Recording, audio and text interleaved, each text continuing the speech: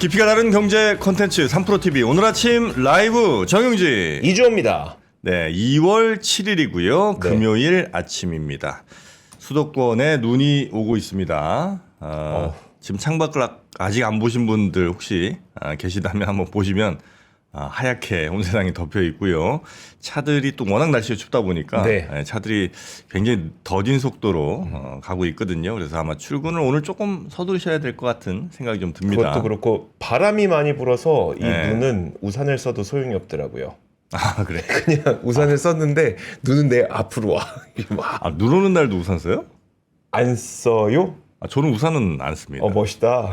아니, 멋있는 게 아니라 귀찮잖아. 그렇긴 한데 이렇게 다 젖잖아요. 그래요? 안 쓰시는구나. 나는 아주 많이 비 올 때도 이제 안 쓰는데 그래요. 너무 많이 온다 싶으면 안 나가고 적당한 비는 그냥 맞고 다니긴 네. 하는데 우산을 또 쓰시는구나. 맨날 잃어버려갖고 저는. 자, 여튼 오늘 아침에 바람이 세게 불고요. 눈도 네. 내립니다. 굉장히 추운 날씨에 눈도 오니까 하여튼 빙판길도 좀 조심해 주시고요. 네. 자, 오늘은 어떤 분들과 함께 해볼까요? 오늘도 뉴스는 저희 권순우 취재팀장과 함께 얘기를 나눠볼 겁니다. 네. 한국이 작년에 9년 내 최대 경상 흑자를 기록했다는 얘기가 있어서 그 내용 한번 전해주실 거고요. 그 다음에 교보증권 박병창 이사도 오늘 시장에 대한 이야기 준비하고 계시고, 세 번째로 이제 인덱스 시간에 네. 트럼프 대통령이 가자지구를 내 할게 이랬잖아요. 그럼 이제 그쪽은 또 무슨 반응일지 또 네. 궁금하지 않습니까? 그래서 서강대 유로메나 연구소 성일관 교수님이 나오셔서 그 얘기를 좀 해주실 겁니다. 이제 트럼프가 약간 한 발을 빼는 것 같긴 하더라고요. 뭐 군대 직접 들이밀지는 않겠다 이 네. 정도 얘기로 조금 뺀 것 같은데 여튼 매일매일 트럼프의 발언이 전 세계로 이렇게 보도가 되는 거, 네, 그거를 또 노린 건 아닌가 하는 생각도 살짝 저는 들기도 합니다. 네. 자, 그러면 먼저 우리 권순우 팀장과 함께 뉴스 한번 볼까요? 네. 권 팀장님 어서 오십시오. 어서 네, 오세요. 안녕하세요. 삼프로TV 권순우 취재팀장입니다. 네, 반갑습니다. 삼프로님 저희 사이 너무 멀어진 것 같아요. 우리 사이에 뭐 큰 기둥 두 개가 지금 들어와 있죠. 네. 잠시 후에 저희가 소개는 해드릴 텐데, 와, 정말 깜짝 놀랐습니다. 네, 요 정도 되면 보통 한 5, 60 정도 이상의 가격이 될 것 같은데, 이 공기청정기를 무려 12만 9천 원. 가격이 이 배송비만 받는 건가 싶을 정도로. 네. 배송비. 이 큰 게, 아니, 이거 들어간 재료비만 해도 12만 원은 무조건 넘을 것 같은데. 용달 기사님께 부탁만 해도 10만 원. 제가 사가야 되겠는데요. 예, 네. 뉴욕 지수 마감 상황부터 살펴보겠습니다. 다우존스는 0.28% 하락했고요. 나스닥은 0.51% 상승했고 S&P 500은 0.36% 상승했습니다. 뭐 지수 레벨을 보시면은 뭐 특별히 별 움직임은 없었다라고 그냥 보시면 될 것 같습니다. 트럼프 대통령이 캐나다, 멕시코, 중국에 관세 부과하기로 하고서 많이 빠졌다가 이제 막 반등을 했잖아요. 네. 그러면서 그냥 그 이후에는 특별한 움직임을 보이고 있지는 않습니다. 네, 그러면서 미국의 무역 대표부에서 그 무역 정책 관련해서 좀 더 이제 강한 어조의 목소리들이 좀 나오기는 했습니다. 한국 같은 데가 온라인 플랫폼 관련한 규제를 하면은 자신은 용납할 수 없다. 그러면서 그 이유가 뭐냐 그랬더니 그들은 우리를 차별할 수 없다. 그렇게 얘기했는데 네. 자기도 우리들을 차별하지 않았으면 좋겠습니다. 네. 그리고 또 이제 재무장관이 인터뷰에서 이 강달러 기조를 바란다라는 얘기를 좀 했습니다. 네. 그러니까 이것도 좀 웃기죠. 트럼프 대통령은 약달러를 바라는데 네. 자기들은 강달러를 바란다라는 얘기를 하면서 그 부분도 참 특이한 거죠. 그러면서 강달러를 바란다고 얘기하면서도 그 다른 나라들이 자국 통화를 약화시키면서 무역을 조작하는 것은 안 좋다. 우리가 원하지 않는다라고 좀 얘기했는데 쉽게 말하면은 우리는 강달러지만 니네는 약환율은 안 돼 이건가요? 누가 지금 원화가 약하고 싶어서 약하냐고요. 우리 얼마나 걱정되는데 지금 환율 계속 올라가지고 그러니까요. 네. 그 걱정이 많이 되는데 제가 어제 달러 기준으로 물건 음식 파는 가게를 갔더니 네. 그러니까 엄청 올랐어요. 그래가지고 우리 원화가 이렇게까지 약해지길 바라지 않는데 미국에서 이런 얘기를 하니까 참 기분이 좀 이상하더라고요. 그러니까 이게 이전에 매번 강조를 좀 드렸었는데 이게 우리가 약한 거냐 미국이 강한 거냐가 네. 의외로 중요한 포인트입니다. 우리가 약한 거라 그러면 우리가 뭘 어떻게 해야 되는 게 있는 거고 그쪽 달러가 강한 거라면 우리가 그렇게 호들갑 떨 필요는 없는 상황이기 때문에 네. 항상 얘기했지만 저는 좀 금리 좀 내렸으면 좋겠다. 요새 내수가 너무 안 좋으니까 네. 우리 내수를 더 신경 써야지 지금 이렇게 환율은 우리가 어떻게 할 수 있는 부분이 좀 아닌 것 같다는 말씀 항상 드려왔고요.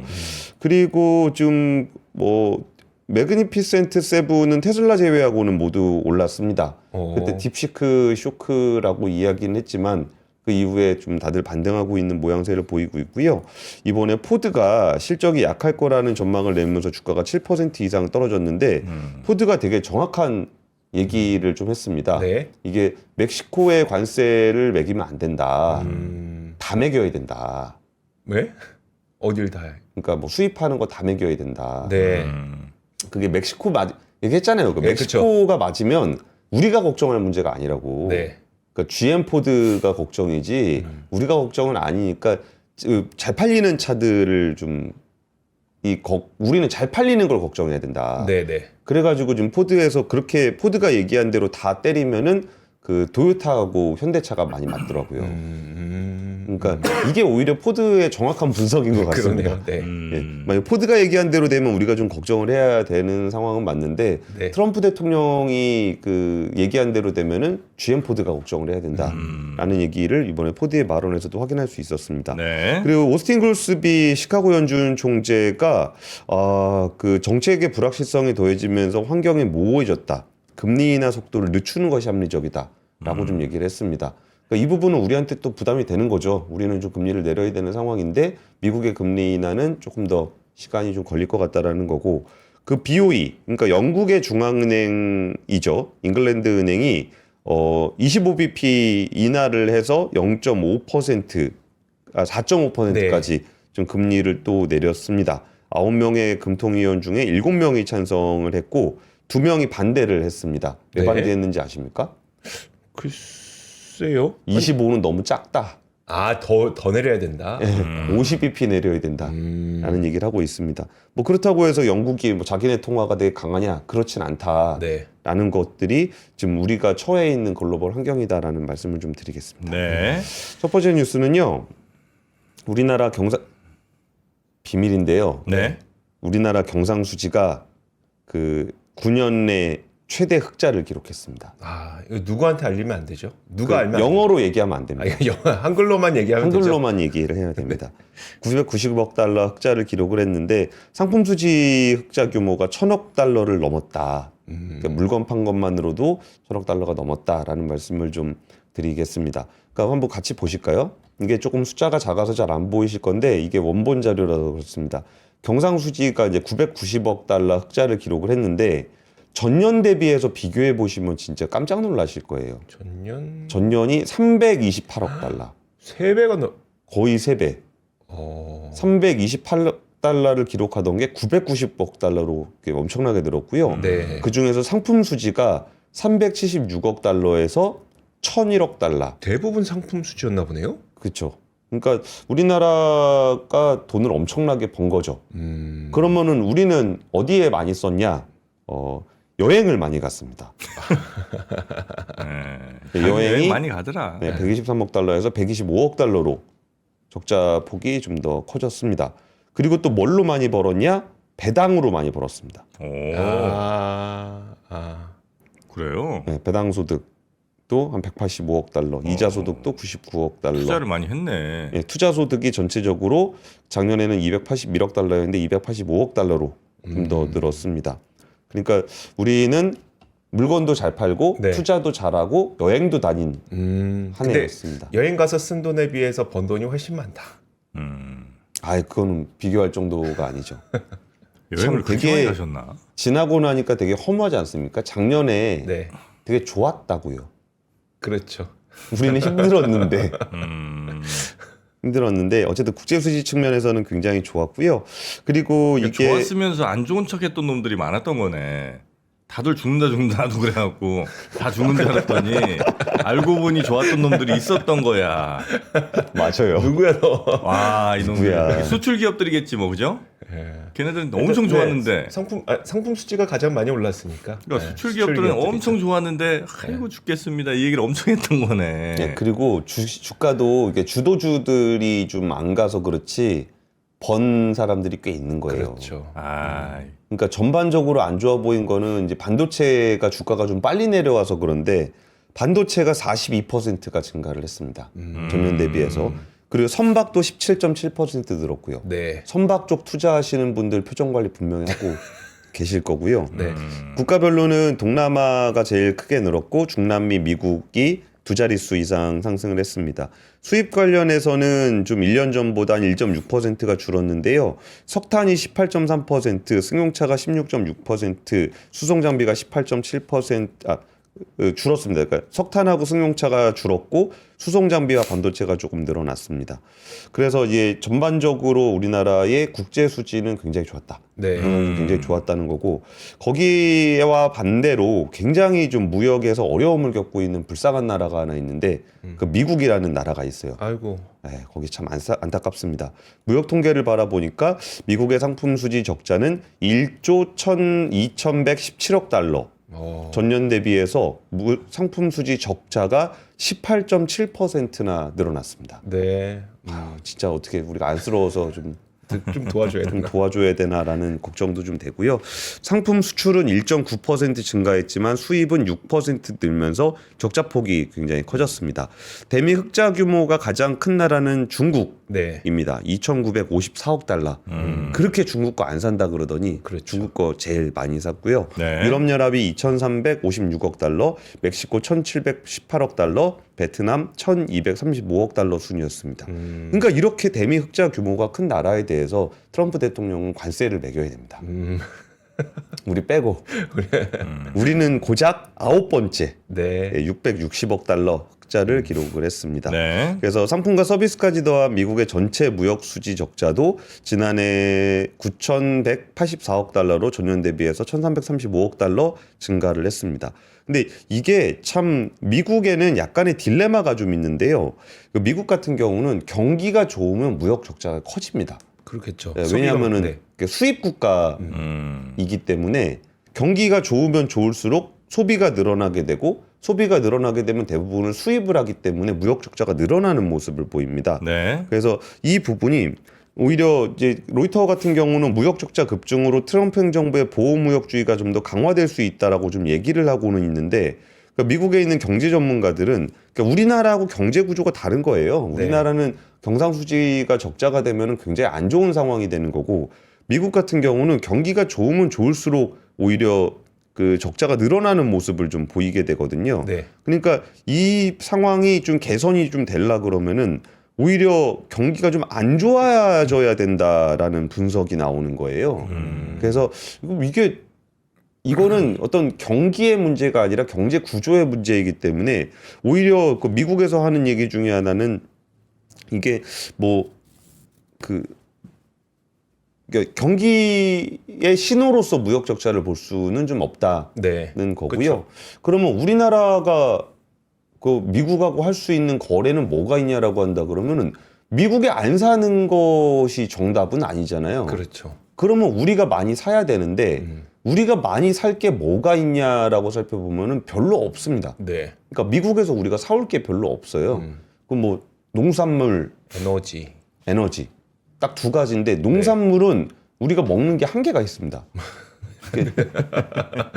그래서 그 부분은 좀 우리가 어떻게 할 수 있는 부분이 없다 보니까 그 지금 미국에서 나오고 있는 얘기는 그 우리가 이제 카타르 LNG를 좀 많이 쓰는데 네. 그거 대신 그 알래스카 LNG를 좀 사라 뭐 이런 얘기가 좀 나오고 있습니다. 그래서 지금 이렇게 경상수지가 우리가 흑자 폭이 굉장히 크고 미국이 적자 폭이 좀 크고 그 상황에서 좀 트럼프 행정부의 목소리가 크다 보니까 좀 걱정하시는 분들이 많은데 어쩌면 이 경제 구조상으로 봤을 때 그렇게 고민거리가 많진 않다. 그러니까 협상할 수 있는 카드들은 어느 정도 정해져 있으니까 이거를 좀 잘 준비를 하는 게 좀 필요하지 않을까 네. 싶습니다.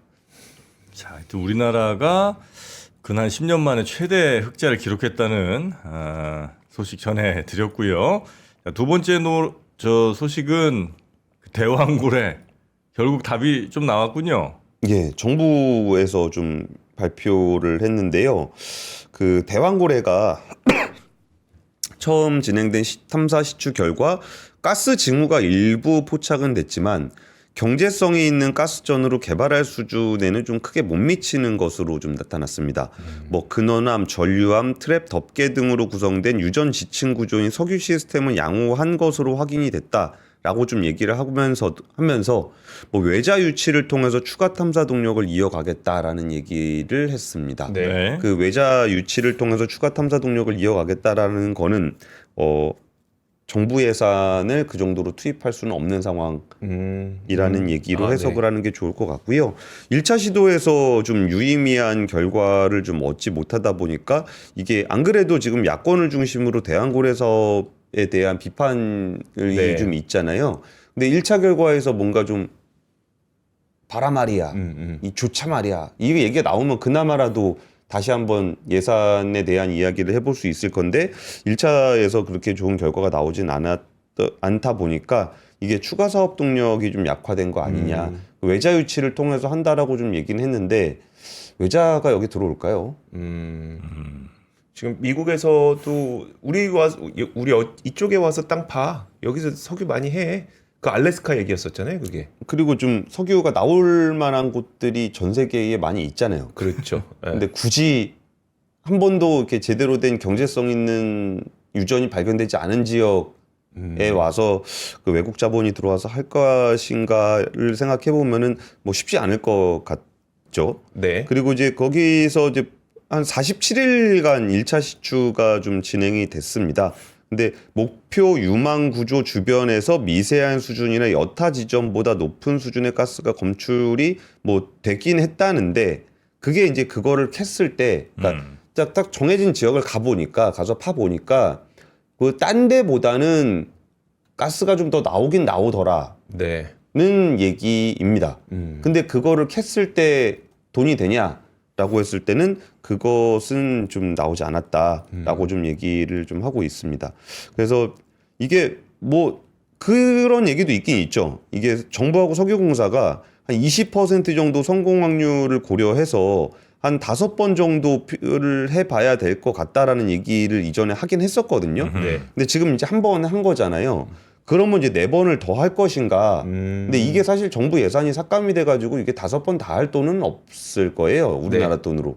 그러면 나머지 4번을 할 거면은 이제 외국의 돈을 좀 투자 유치를 좀 해야 되는 건데 이 부분이 과연 가능할 것인가에 대한 얘기도 좀 있었고 얼마 전에 그 마기상어가 네. 얘기 나오면서 또 테마주가 좀 강하게 움직이긴 움직였었거든요. 근데 사실 그거 테마주 투자하시는 분들도 어느 정도는 그게 뭐 될 거라고 크게 기대하시지는 않을 것 같기는 해요. 네. 근데 이게 참 그 유전 사업이라는 게 얼마나 리스크가 큰 사업인지, 그러니까 원래 리스크가 큰 사업입니다. 유전 사업이라는 네. 게.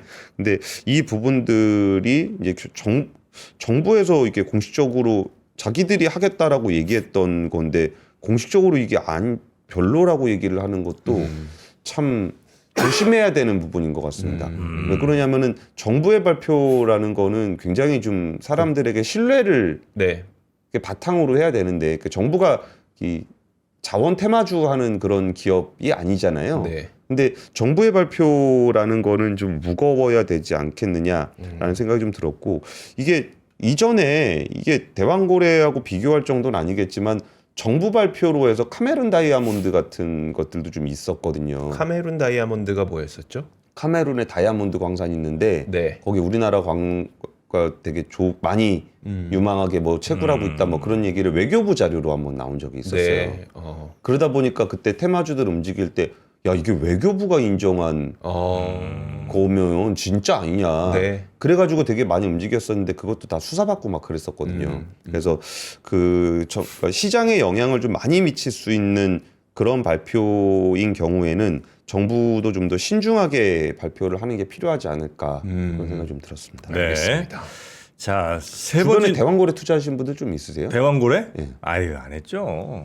저도 약간 그러니까 약간 해프닝처럼 사람들이 보시는 시각이 많았던 것 같은. 그때 뭐가 떴더라? 대왕고래 가스회사 뭐 가스공사 뭐 이런 데들 많이 좀 올랐죠. 떴었죠. 네.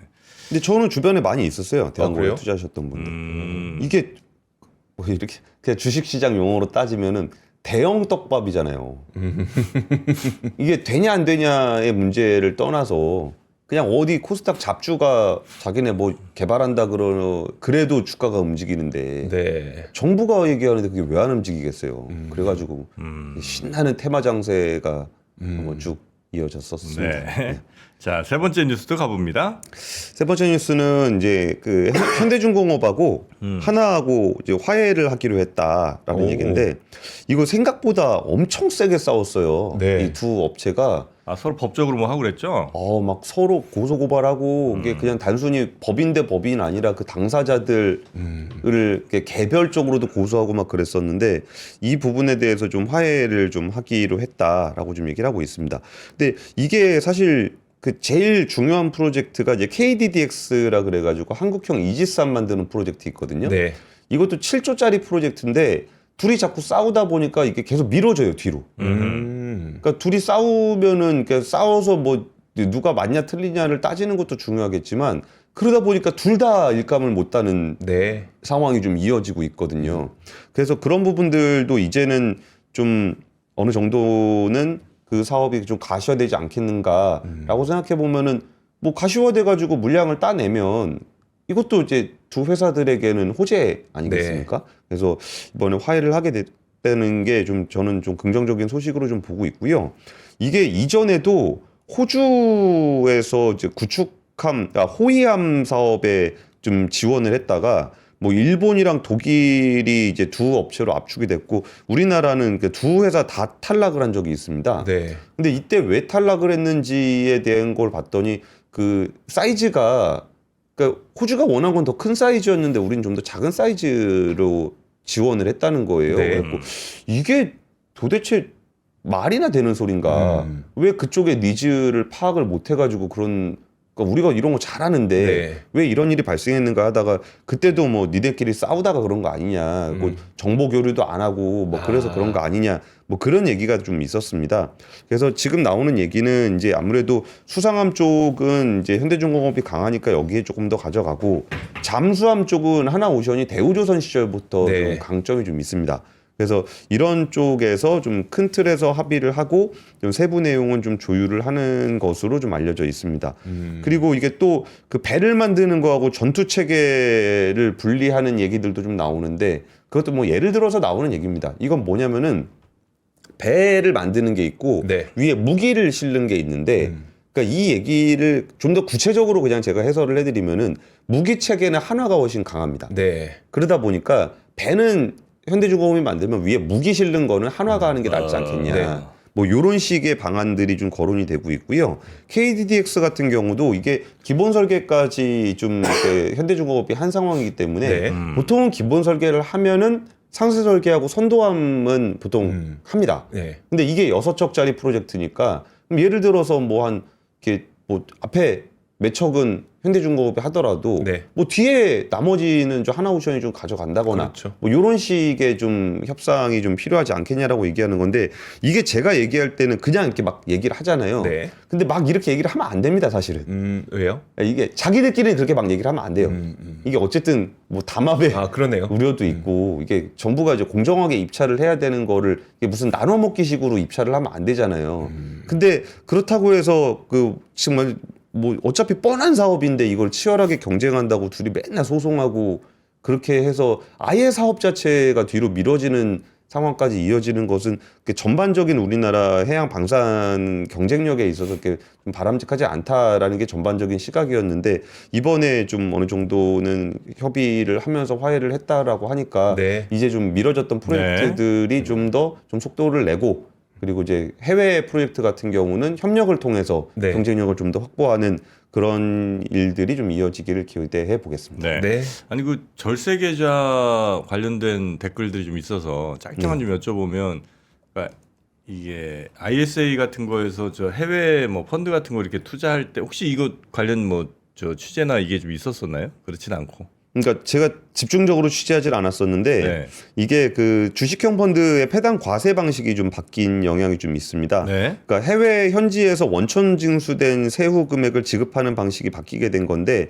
그러다 보니까 투자자들한테 지급하는 배당이 좀 줄었습니다. 그러니까 정부가 2021년에 납세 편의 목적으로 외국 납부세액 공제 방식을 좀 개편을 하면서 지난달에 본격적으로 시행이 좀 됐었거든요. 네. 그러다 보니까 이전에는 그 해준다 그래가지고 좀 IS 계좌라든지 이런 걸로 해서 받았는데 그거를 바꾸니까 근데 그럼 ISA 계좌에는 또 자금이 좀 묶여 있는 성격이 있는 네, 거를 그렇죠. 정부가 이걸 바꾸면서 좀 이게 그 투자자들 입장에서는 아니 왜 원래 약속했던 거를 바꿔버렸냐라는 절세를 불만이 있는 겁니다. 해주면서 대신 우리 자금은 묶이는 거 오케이 이렇게 됐었던 건데 절세는 줄어들면서 묶이는 건 그대로니까 투자자들 입장에서는 뭐야 뭐 이렇게 된다는 거죠. 그렇죠. 네. 이게 원래 과세 이연 효과라 그래가지고 네. 그때 과세를 하는 게 아니라 최종적으로 이제 수익이 확정되면은 그때 가서 과세 이연을 해서 좀 혜택을 받을 수 있었던 건데 이제 원천 징수된 금액이 좀 입금이 되다 보니까 여기서 좀 투자자들의 불만들이 좀 나오게 네. 됐습니다. 관련해서는 저희가 한번 집중 취재를 또 해서 네. 여러분께 상세하게 전해드리도록. 근데 이거는 사실 집중 취재가 할 만한 필요한 게 아니고요. 아, 그래요? 이거는 정부가 잘못한 거예요.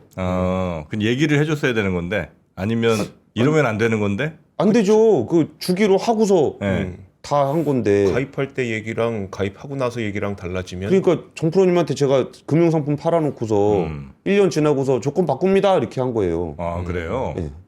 그 당연히 미리 예고도 안 해주고 이렇게 될 예고를 하더라도 네. 우리가 약속한 게 있는데 어. 정프로님 그때 약속한 거 제가 안 지킬 거예요.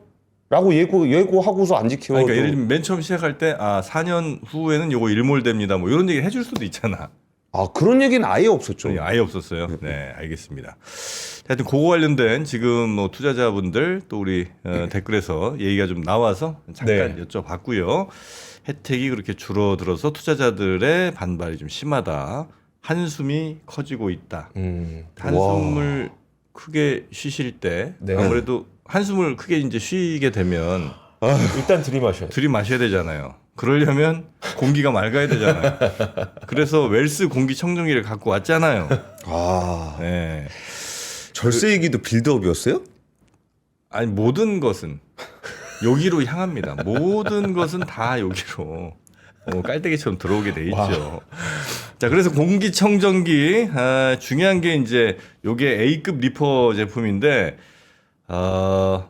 무상 보증 15개월 서비스를 제공하기 때문에 1년 넘게 제공을 하기 때문에 뭐 걱정 그렇게 많이 안 하셔도 될 것 같고요.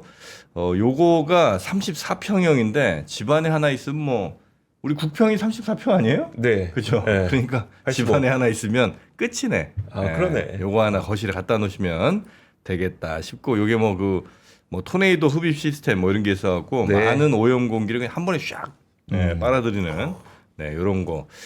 가격이 참 충격적입니다. 네, 요게 12만 9천 원. 이게 말이 안 되는 거예요. 저도 지금 이게 필터 값인가 했는데 아니, 필터는 뭐 주고 네. 필터는 뭐 1년에 한 번 정도 가정에서는 갈으시면 된대요. 그게 한 3, 4만 원? 요 정도 한다는 거 보니까 네. 요건 뭐 그냥 내가 볼 땐 방방마다 하나씩 나와도 되겠는데 12만 9천 원이면. 그럼 이거 필터 3개 값이에요? 아니 그러니까 이게 보통 저 렌탈 값도 한 4, 5만 원 하잖아요. 한 네. 달에. 두세 달이면 뭐 본전 뽑는 거지. 그렇죠. 그렇죠. 네, 네. 웰스. 우리 차 사러 갈 때도 전시차랑 시승차 있으면 네. 시승차가 조금 더 싸잖아요. 음. 그럼 그러니까 어떤 리퍼 물건이냐에 따라서 다르잖아요. 네. 근데 이거 보니까 신입사원 교육할 때 잠깐 썼던 거래요. 신입사원 교육할 때 어디 이제 행사장에서 쓰고 갔다 오면 이건 새 상품이 아닌 거잖아요. 네, 그렇죠. 네, 네. 그거 갖고 온 거라서 딱히 뭐 아니, 보니까 새 거 같아, 내가 봐도. 네, 새 건 줄 알았어. 하여튼 여러분들도 괜한 돈 낭비하지 마시고, 이런 거 있을 때, 빨리빨리 가져가시는 게 또 뭐 한 며칠 있다가, 정프로님 네. 저 웰스 저 공기청정기 다시 한번 안 해요. 맨날 이런 분들이 계시거든요. 네. 말씀드리잖아요. 할 때 사시라고. 네. 노트북도 끝났어 이제. 그 LG 그램 끝났습니다. 네, 그러니까 할 때 여러분 잘 물론 이제 방방마다 다 있는 집이야 뭐 필요 네. 더 없겠습니다만 그냥 한번 생각을 해보신 분들 계시면 좀 큰 거 한번 필요하겠다. 왜냐면 이제 올 봄에 또 황사 엄청 올 거 아닙니까? 그러네요. 네, 그런 거 생각하실 때 이게 또 워낙 성능은 좋더라고요. 이게 0.01 저 마이크로미터인가? 네. 그거까지 다 잡아내는 99.999 극 초미세먼지까지 네. 다 잡아낸다고 하니까 오. 그거 한번 여러분 집안에 설치하시면 어떨까 싶습니다. 배송비도 안 나오는 12만 9천 원에 만나볼 수가 있습니다. 아이 있는 집에서 필수죠. 그럼요. 네. 자, 우리 권순우 팀장 고생 많으셨고요. 주말 잘 보내시고 월요일 아침 볼까요? 예, 월요일 아침 뵙겠습니다. 고맙습니다. 예, 감사합니다.